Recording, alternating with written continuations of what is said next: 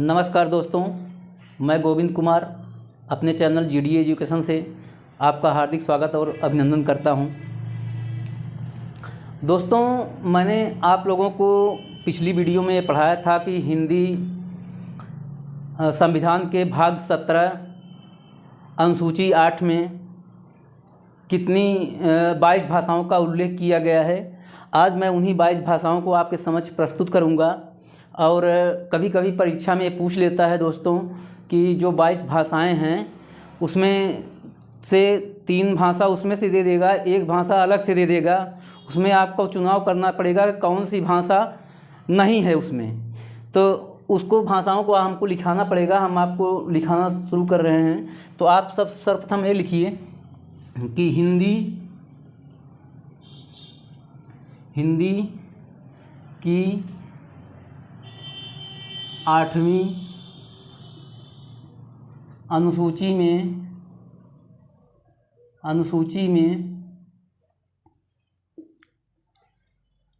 22 भाषाओं का उल्लेख किया गया है। इनमें कौन कौन सी भाषाएं हैं दोस्तों, मैं इसको आपको बताएंगे। जैसे पहला हो गया असमिया। पहला असमिया हो गया। दूसरा क्या होता है? दूसरा आ जाता है बंगाली। तीसरा आ जाता है असमिया, बंगाली, गुजराती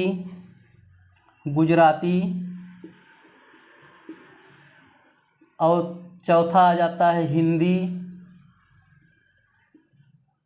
असमिया, बंगाली, गुजराती, हिंदी। और पांचवा आ जाता है कन्नड़।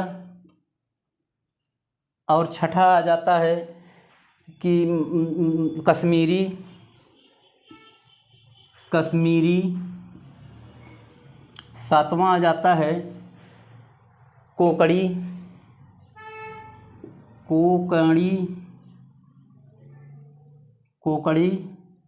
आठवां आ जाता है मलयालम।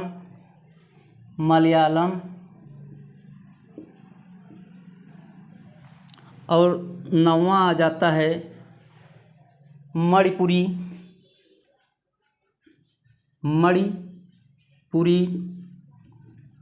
और 10वां आ जाता है मराठी।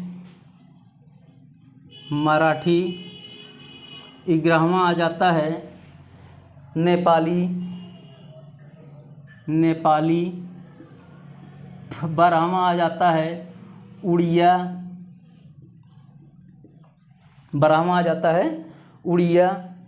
13वां आ जाता है पंजाबी।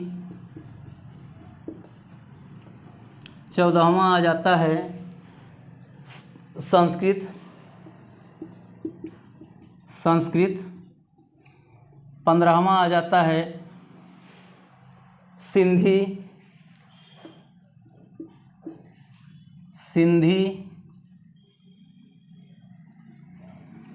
16वां आ जाता है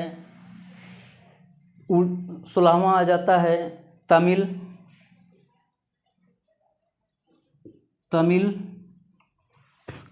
16वां आ जाता है तमिल। और 17वां आ जाता है तेलुगु।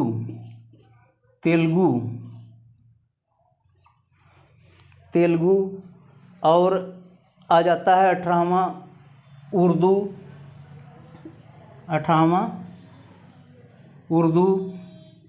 19वां आ जाता है वोडो।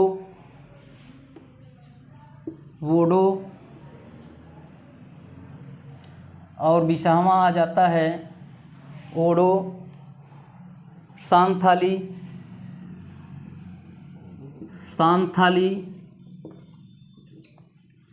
21वां आ जाता है मैथिली।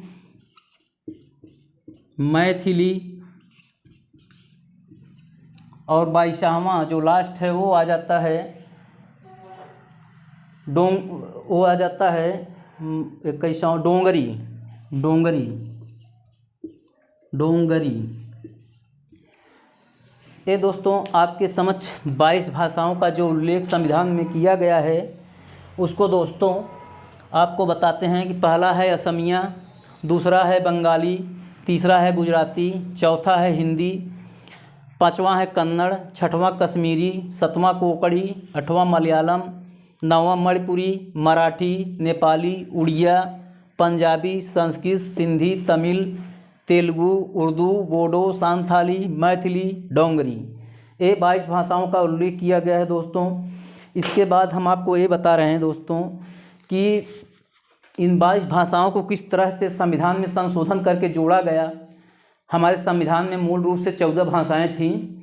14 भाषाओं में 3 संशोधन हुए। 3 संशोधन होने के बाद जो है कि 8 भाषाओं को जोड़ा गया। उसको हम आपको लिखाएंगे क्योंकि वो भी परीक्षा में पूछा जाता है। तो अगर ये आप लिख लिए हो तो हम इसको मिटाएं और अगला टॉपिक आपको बताएं। जो 3 संविधान में संशोधन हुए दोस्तों, ये 8 भाषाओं को जोड़ने के लिए हुए। उन 8 भाषाओं को किस तरह से जोड़ा गया, किस किस संविधान में कितनी कितनी भाषाओं को जोड़ा गया, इसको हम आपको बताएंगे। जैसे राजभाषा का संवैधानिक संशोधन, आप हेडिंग डालेंगे कि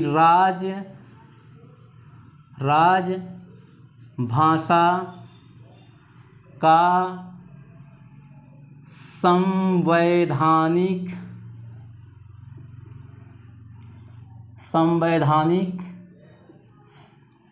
संशोधन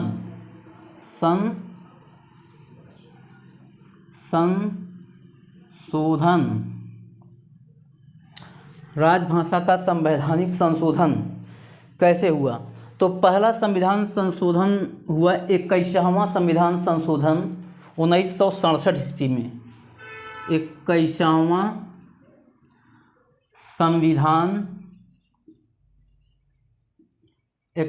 संविधान संशोधन 1967 ईस्वी में। किसमें हुआ? 1967 ईस्वी में 21वां संविधान संशोधन हुआ 1967 ईस्वी में, जिसमें एक भाषा जोड़ी गई। जिसमें कि क्या जोड़ी गई? एक भाषा जोड़ी गई।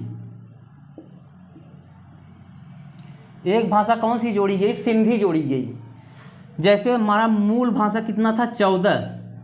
14 में एक भाषा जोड़ी गई सिंधी। क्या जोड़ी गई? सिंधी। तो ये 14 से क्या हो गया? 15 भाषा हो गई। 21वां संविधान संशोधन 1967 ईस्वी में।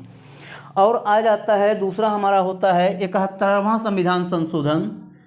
71वां संविधान संशोधन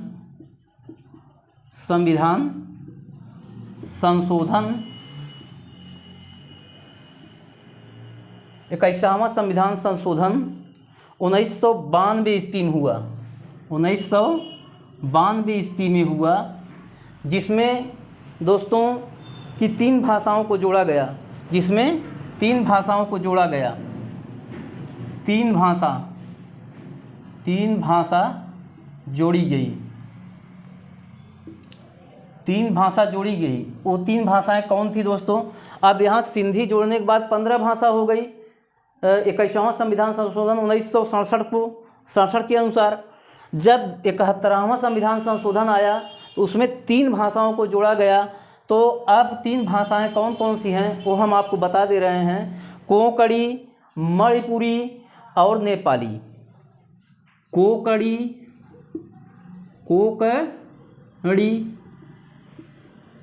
मणिपुरी और नेपाली।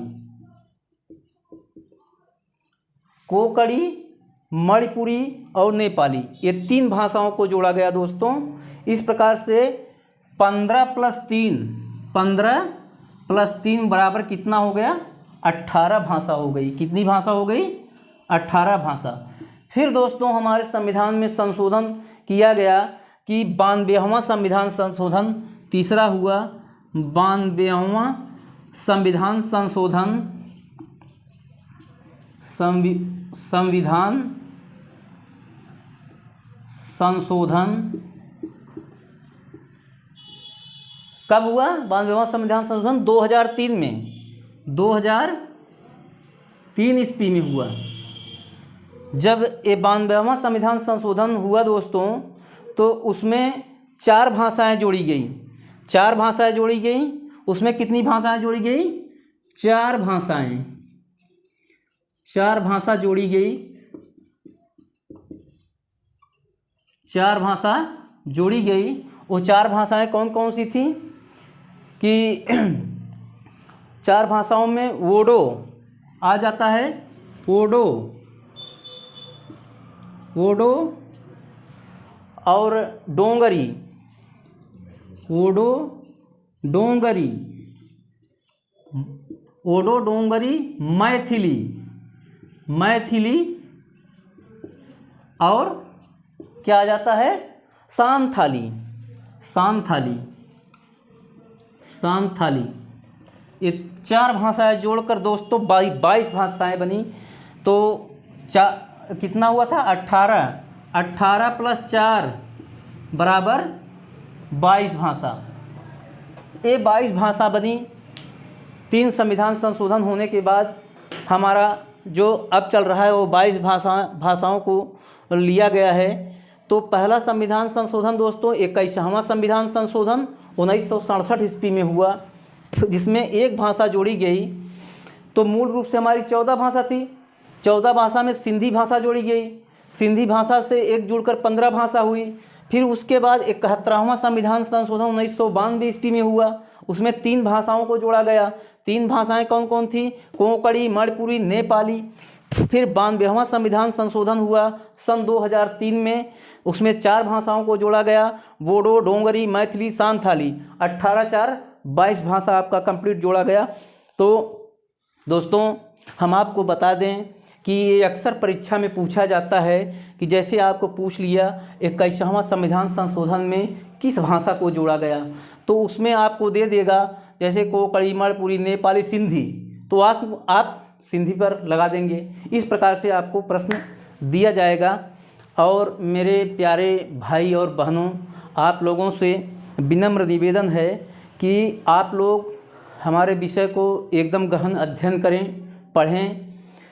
और दोस्तों यही जीवन है कि कुछ बन जाने का, क्योंकि जो जवानी में नहीं बना वो बाद में कभी कुछ नहीं बन सकता। क्योंकि जवानी प्रकृति की ये देन है कि इंसान इसी में बन या बिगड़ जाता है। तो हमें बनना है दोस्तों, हमें बिगड़ना नहीं है।